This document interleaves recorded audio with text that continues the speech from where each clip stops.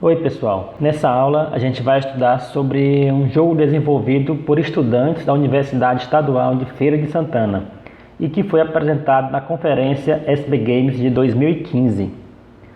Os alunos desenvolveram um jogo chamado Civ Lusoria, em que o objetivo é conscientizar estudantes de que as ações tomadas por um cidadão ou político refletem diretamente na sociedade em que ele vive. Os alunos apresentaram uma descrição do design do jogo e do seu protótipo em desenvolvimento, que é focado em aspectos de trânsito.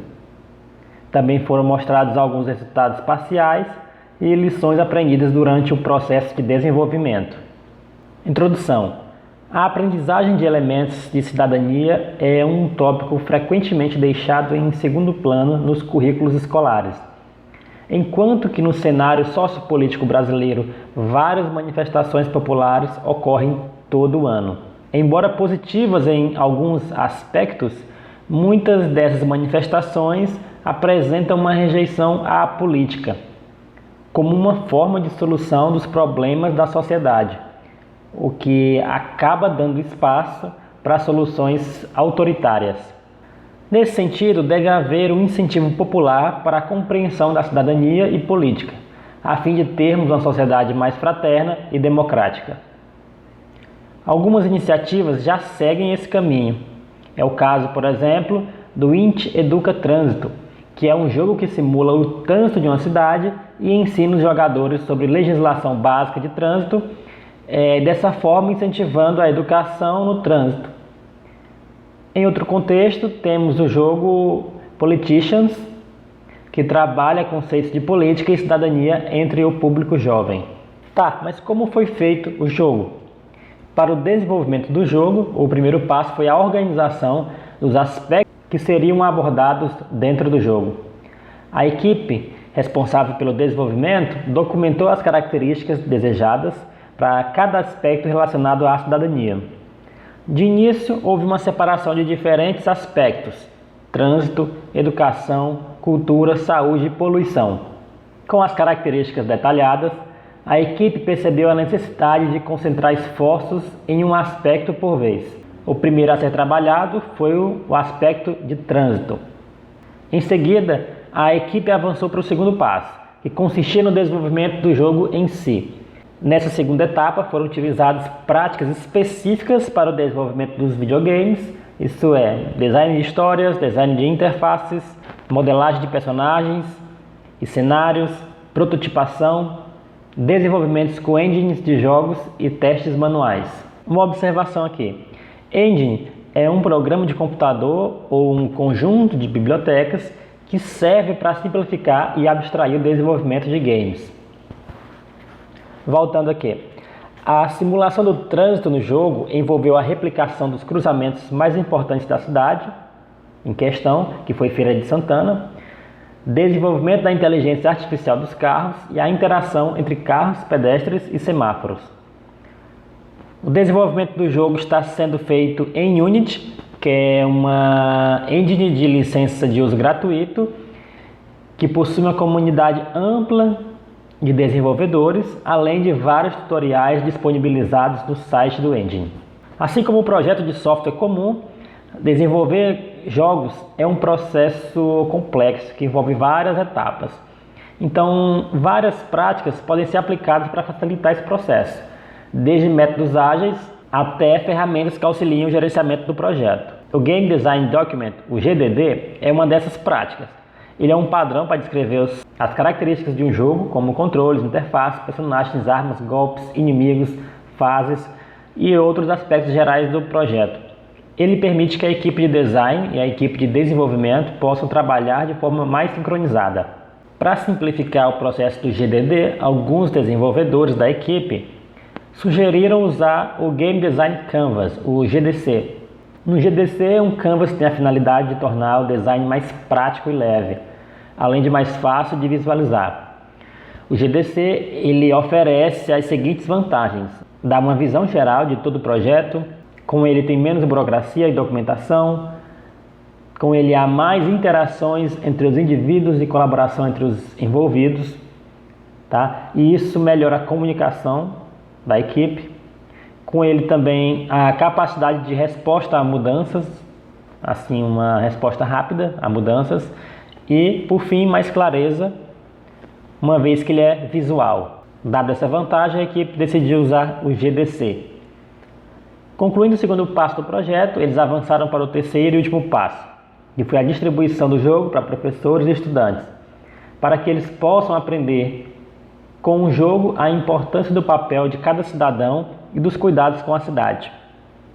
Nesse passo, foi feita a avaliação de aspectos de usabilidade, jogabilidade e aprendizagem.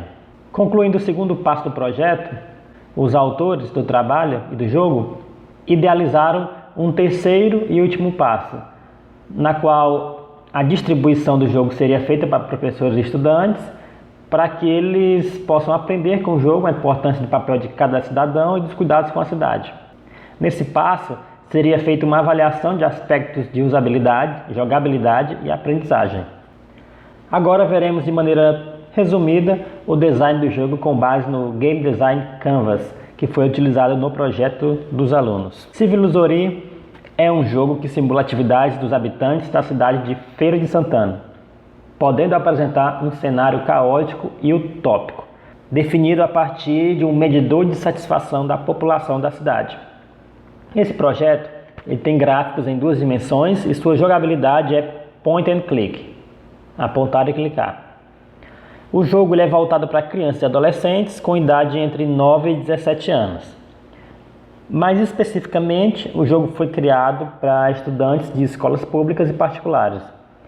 E esse jogo atualmente está sendo desenvolvido para a plataforma PC, Personal Computer, mas com características que possibilitam uma fácil adaptação a dispositivos móveis. Em jogos, uma narrativa é uma história criada pelo game designer para dar ao jogador uma sensação de imersão no mundo do jogo, fazendo com que ele se sinta parte daquele mundo digital.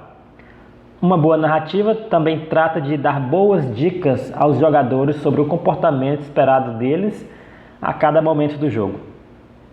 A partir da narrativa, o jogador pode deduzir qual estratégia ele deve seguir e, mais importante, como o ambiente e os demais jogadores vão responder a essa estratégia dele.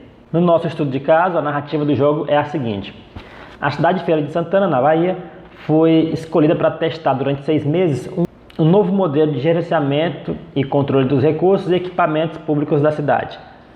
Com esse modelo, o jogador deve tentar alcançar um nível de qualidade de vida aceitável para os cidadãos feirenses. O mundo do jogo, o mundo virtual onde se passa o jogo, é composto por pontos específicos da cidade de Feira de Santana. A escolha desses locais foi definida a partir da sua importância para as diferentes funções da cidade. Por exemplo, foi escolhido o centro de abastecimento, grandes escolas públicas, principais cruzamentos, hospitais e outros locais relevantes para a vida dos feirenses. O jogo ainda está sendo desenvolvido e o seu início se deu pelo desenvolvimento dos principais cruzamentos da cidade, onde o jogador pode visualizar recursos do cruzamento e controlá-los a partir de um menu, como é mostrado nessa figura aí ao lado.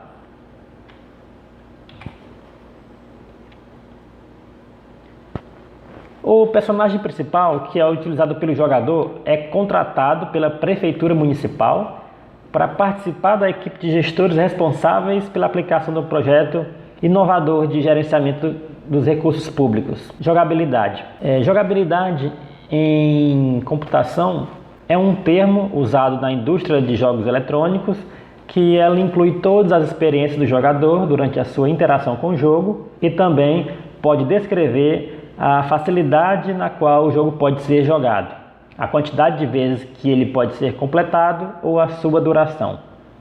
No nosso jogo em questão, em termos de jogabilidade, o objetivo é manter uma boa taxa de aceitação pela população, que é indicada por uma barra vermelha ou verde. As 3 possibilidades de finalização do jogo são: caso o jogador fique por muito tempo na parte vermelha da barra, ele perde. Caso ele fique na média e um tempo pré-determinado chegue ao fim, ele não perde, mas também a sua pontuação será baixa. Caso o jogador fique com aceitação alta durante um tempo razoável, ele ganha o jogo e também obtém uma pontuação alta. Ainda falando sobre jogabilidade, utilizando o mouse, o jogador pode realizar todas as ações do jogo, mas estão disponíveis técnicas de atalho que permitem ações mais rápidas. É possível ainda também alterar valores numéricos, todos pelo teclado. Quanto à interface e controle do jogo, foi utilizado como base os jogos SimCity e Cityville. Ao desenvolver esse design, os autores decidiram por um design adaptável aos dispositivos com um touchscreen,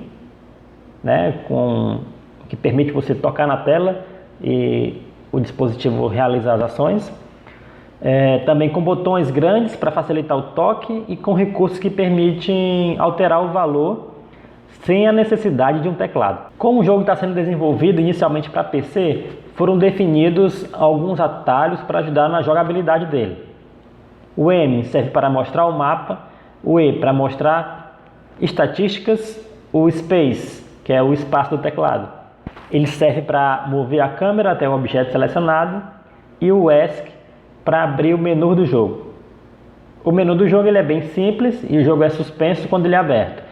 No menu, o jogador ele pode sair do jogo, além de configurar o áudio ou o vídeo do jogo. O fluxo de um jogo normalmente descreve as opções que o jogador pode escolher enquanto joga. Como se fosse um tipo de fluxograma que mostra qual reação cada opção tem, dando uma imagem do jogo como um todo. Geralmente mostra um fluxo de telas, por exemplo, na tela menu principal, ele vai para a tela selecione o nível. Mas você também pode colocar ações e consequências nele. Por exemplo, se o jogador escolhe o personagem mago, então todo o plano de fundo deve remeter à magia. Literalmente, isso explica a forma como o jogo flui, como o nome já sugere, No jogo da nossa aula, o fluxo se dá da seguinte maneira. No início do jogo, o cenário é uma cidade caótica, onde os carros andam de maneira desordenada, causando transtornos nos principais cruzamentos da cidade. O centro de abastecimento da cidade está mal cuidado, as feirinhas estão cheias de lixo e não existe interesse das pessoas em manter os locais públicos limpos. O hospital, que atende a uma grande massa, está superlotado e a corrupção em geral afeta a boa gestão. O progresso do jogo acontece de acordo com as ações tomadas pelo jogador, que afetam o cenário. Por exemplo, caso ele reforme o sistema de semáforos, os carros se acumulam menos ou há menos chances de ocorrerem acidentes. Esse cenário ele pode tanto evoluir como retroceder, caso o jogador tome uma decisão que irá prejudicar a cidade. Por exemplo, se o jogador resolve adicionar quebra-molas em excesso, ele pode provocar lentidão no trânsito e assim voltar ao cenário original de muitos acidentes. Aspectos educacionais. Ao longo do jogo, o jogador ele vai fazendo escolhas que se refletem diretamente no estado da cidade. Por exemplo, se o jogador escolher investir em advertências alternativas de trânsito em vez de multas elevadas, ele poderá observar o trânsito reagir de maneira diferente, fazendo as pessoas ficarem mais satisfeitas. Com situações como essa, envolvendo não apenas o trânsito, mas também lazer, educação, saúde e cultura, haverá oportunidade de refletir sobre o impacto de decisões públicas no bem-estar da cidade. O protótipo, em geral, é um produto resultante da fase de teste ou planejamento de um projeto. No caso dessa aula, é o jogo ainda em desenvolvimento, sem todas as suas funcionalidades. O resultado do desenvolvimento mostrado nessa aula foi um protótipo focado na concepção dos aspectos do trânsito, da interface e do ambiente. Os autores projetaram o comportamento dos carros, levando em consideração os semáforos, os carros vizinhos e os caminhos em que cada carro deve seguir. O comportamento dos carros é simples, mas incorpora alguma aleatoriedade. O jogo conta com uma interface dividida entre artefatos globais e artefatos locais. Os globais eles possibilitam ao jogador analisar os dados gerais do seu gameplay, enquanto que os locais permitem que o jogador altere as instâncias existentes no cenário em que ele está no momento. Por exemplo, um artefato local pode ser clicado na cena para que a seguinte alteração seja feita. Um semáforo ter seus tempos mudados ou mesmo seu tipo, por exemplo, 2 tempos, 3 tempos. Além disso, cada cena desse protótipo tem locais pré-definidos onde o jogador pode colocar objetos para auxiliar no seu progresso. Exemplos de objetos são radares, placas, câmeras, quebra-molas, etc. Como conclusão sobre o tema apresentado nessa aula, os autores afirmam que cidadania não é ensinada trivialmente através de aquisição de conteúdos. Assim como a ética e a moral, a cidadania ela é melhor aprendida pela prática. Ao jogar um jogo e tomar decisões, o jogador percebe que uma decisão sua pode trazer grandes benefícios ou prejuízos para a cidade. Assim, ele desenvolve sua capacidade de discernimento pela observação das consequências de suas decisões. Uma lição importante do processo de desenvolvimento foi a facilidade provida pela utilização do Game Design Canvas. O GDC foi muito importante, segundo os autores, principalmente para definir as características do jogo e manter flexíveis essas definições. Para a equipe do trabalho, o GDC é uma alternativa interessante que deixa o planejamento e o controle mais ágeis. Após concluir a etapa de desenvolvimento, os autores irão iniciar a etapa de avaliação. Professores e estudantes do ensino médio vão experimentar o jogo e, ao concluírem, a equipe irá entrevistá-los a fim de extrair ou captar as reações que cada um teve ao jogar o jogo. Um questionário também será desenvolvido para analisar as percepções dos jogadores sobre a usabilidade, a jogabilidade e a aprendizagem de elementos de cidadania. Por fim, os autores afirmam que o desenvolvimento de um jogo, em especial um jogo de simulação, que é o caso desse, é um desafio árduo e ao mesmo tempo motivador. Trabalhar com simulações em jogos envolve um alto grau de complexidade e essa complexidade não deve ser desprezada. Além disso, a qualidade de um jogo de simulação depende, em grande parte, de como as ações controladas pela máquina irão acontecer e como elas influenciam a experiência do jogador.